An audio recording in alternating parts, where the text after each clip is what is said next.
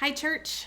Just coming to you at the end of another week, and I just want to share about some highlights from this past week in our mission and ministry, and also name a few things as we're moving forward. And so, many of our children, if not all of them, were visited today by a team that came and brought them some blessing bags that were focused on how they can be a disciple.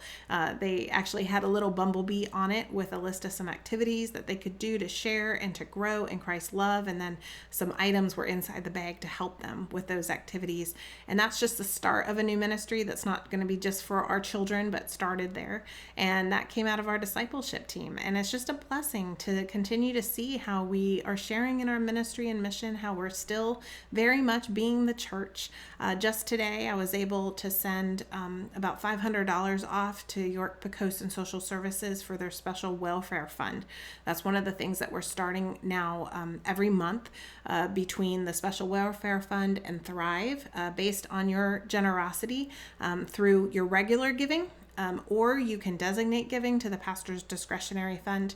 These two agencies are supporting those who aren't able to qualify for other assistance but are very much in need, and they're set up to be able to do that better than we can. And so we want to support those community agencies.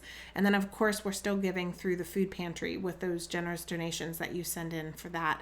And so we continue to reach out beyond our walls, even when we're not in our walls. See, friends, how that works. Tonight, I signed off, got to join in and have just signed off from the Thursday night Bible study where there's about 18 people journeying together through the book of Acts. We know that we have our worship services online and our other groups meeting, and I'm hearing about some other groups that are going to want to start meeting soon. And so as we're looking ahead, I know there's questions, right? When can we start getting together? When can we all be together again?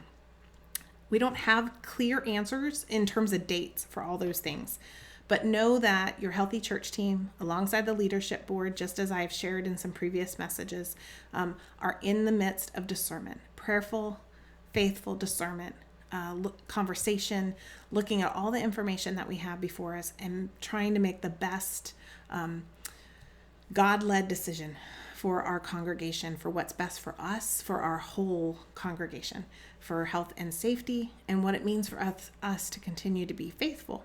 And so expect some announcements next week about that.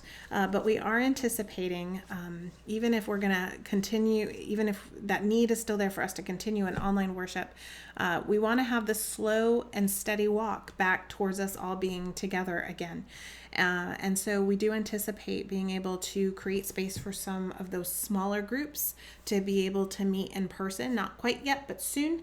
And we'll be able to do that as long as some certain requirements are followed, and that's simply for health and safety. And so we can anticipate to hear more about that in the coming week as well.